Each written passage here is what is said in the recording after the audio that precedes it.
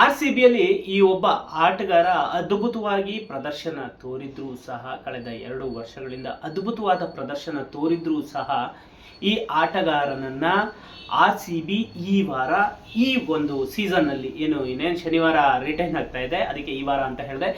ಈ ವಾರ ಆತನನ್ನ ರಿಟೈನ್ ಮಾಡ್ಕೋತಾ ಇಲ್ಲ IPL 2026ಕ್ಕೆ.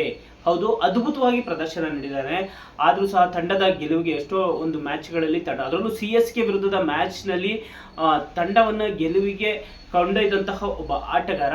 ಈ ಆಟಗಾರನ ಇದೀಗ ಆರ್ ಸಿ ಬಿ ರಿಟೈನ್ ಮಾಡ್ಕೊಳ್ತಾ ಇಲ್ಲ, ಅದ್ರ ಬದಲು ಆರ್ ಸಿ ಬಿ ಟೀಮ್ ನಿಂದನೇ ಹೊರ ಹಾಕ್ತಾ ಇದ್ದಾರೆ. ಹೌದು, ಯಾರು ಈ ಆಟಗಾರ ಏನು ಅನ್ನೋದ್ರ ಬಗ್ಗೆ ಹೇಳ್ತೀನಿ.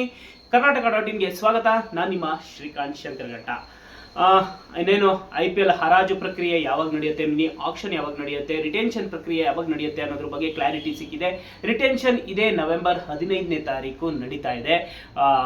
ಈಗಾಗಲೇ ಒಂದಿಷ್ಟು ಚರ್ಚೆಗಳು ನಡೀತಾ ಇದೆ. ಯಾವ ಆಟಗಾರ ಯಾವ ತಂಡ ಹೋಗ್ಬೋದು, ಅದು ಇದು ಅನ್ನೋದ್ರ ಬಗ್ಗೆ ಚರ್ಚೆ ನಡೀತಾ ಇದೆ. ಅದರಲ್ಲೂ ಸಹ ಫುಲ್ ಟ್ರೆಂಡಿಂಗ್ ಅಲ್ಲಿ ಇರೋದು ಅಂತ ಹೇಳಿದ್ರೆ Jadeja versus Sanju Samsung CSK ಬರ್ತಾರೆ, ಜಡೇಜಾ ರಾಜಸ್ಥಾನ್ ರಾಯಲ್ಸ್ಗೆ ಈಗಾಗಲೇ ಟ್ರೇಡ್ ಆಗಿದ್ದಾರೆ ಅನ್ನೋದ್ರ ಬಗ್ಗೆ ಒಂದಿಷ್ಟು ಚರ್ಚೆಗಳು, ಕುತೂಹಲಕಾರಿ ವಿಚಾರಗಳು ಬರ್ತಾ ಇದೆ. ಯಾಕಂತ ಹೇಳಿದ್ರೆ ಈಗಾಗಲೇ ಅದ್ರ ಬಗ್ಗೆ ಒಂದಿಷ್ಟು CSK ಅಫಿಷಿಯಲ್ ಮೆಂಬರ್ಸ್ ಇರ್ತಾರೆ, ಅವರೆಲ್ಲ ಒಂದ್ ಕಡೆ ಮಾತಾಡ್ತಿದ್ರೆ, ಅದ್ರ ಜೊತೆಲಿ ಜಡೇಜಾ ತನ್ನ ಇನ್ಸ್ಟಾಗ್ರಾಮ್ ಪೇಜ್ ನ ಡಿಆಕ್ಟಿವೇಟ್ ಮಾಡಿದ್ದಾರೆ. ಇದೆಲ್ಲ ನೋಡ್ತಾ ಇದ್ರೆ ಎಲ್ಲೋ ಒಂದ್ ಕಡೆ ಜಡೇಜಾ ಈಗಾಗಲೇ ರಾಜಸ್ಥಾನ್ ರಾಯಲ್ಸ್ಗೆ ಟ್ರೇಡ್ ಆಗಿದ್ದಾರೆ ಅನ್ನೋ ಒಂದು ವಿಚಾರ ಗೊತ್ತಾಗ್ತಾ ಇದೆ.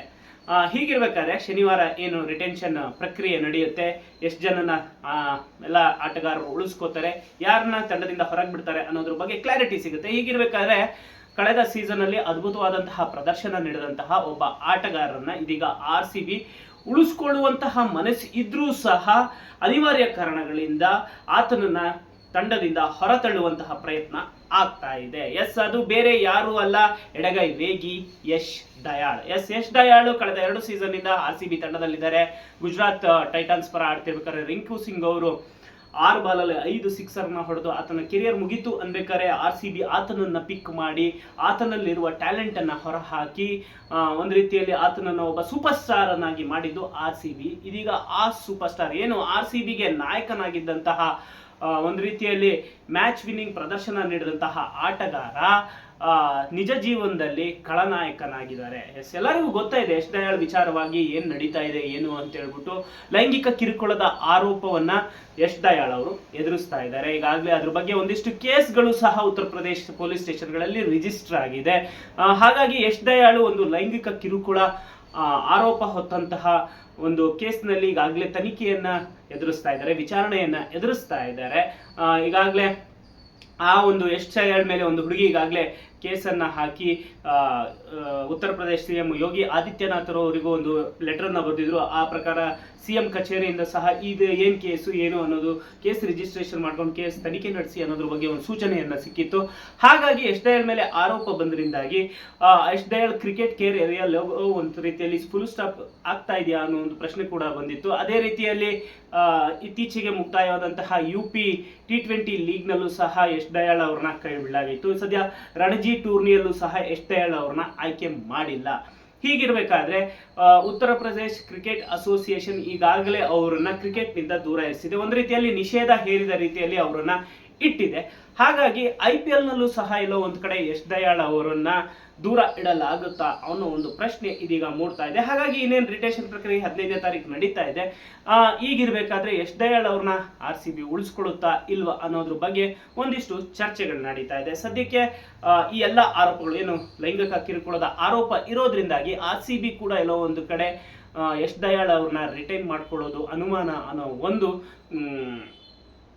ಚರ್ಚೆ ನಡೀತಾ ಇದೆ.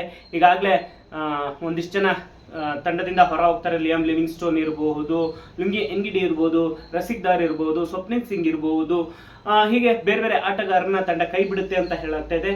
ಇದೀಗ ಯಶ್ ದಯಾಳ್ ಅವರು ಬೇಕು ತಂಡಕ್ಕೆ, ಆದರೆ ಅನಿವಾರ್ಯ ಕಾರಣಗಳಿಂದ ಈ ಒಂದು ಕೇಸ್ ಇರೋದ್ರಿಂದಾಗಿ ಎಲ್ಲೋ ಒಂದು ಕಡೆ ಅವ್ರನ್ನೂ ಸಹ ರಿಟೈನ್ ಮಾಡ್ಕೊಳ್ದೆ ತಂಡದಿಂದ ರಿಲೀಸ್ ಮಾಡ್ತಾರೆ ಅಂತ ಅನ್ಸುತ್ತೆ.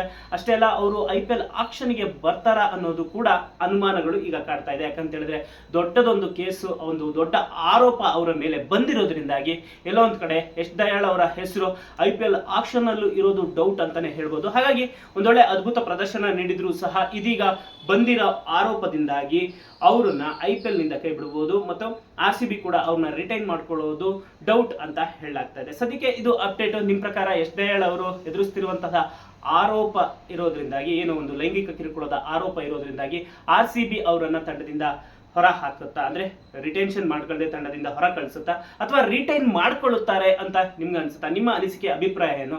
ಆ ಆರೋಪ ಹೊತ್ತಿರೋದ್ರಿಂದ ಯಶ್ ದಯಾಳ್ ಅವ್ರನ್ನ IPL ನಲ್ಲಿ ಆಡಿಸ್ಬೇಕಾ ಬೇಡವಾ? ನಿಮ್ಮ ಅನಿಸಿಕೆ, ಅಭಿಪ್ರಾಯ ಏನಾಗಿರುತ್ತೆ? ಕಮೆಂಟ್ ಮಾಡಿ ತಿಳಿಸಿ.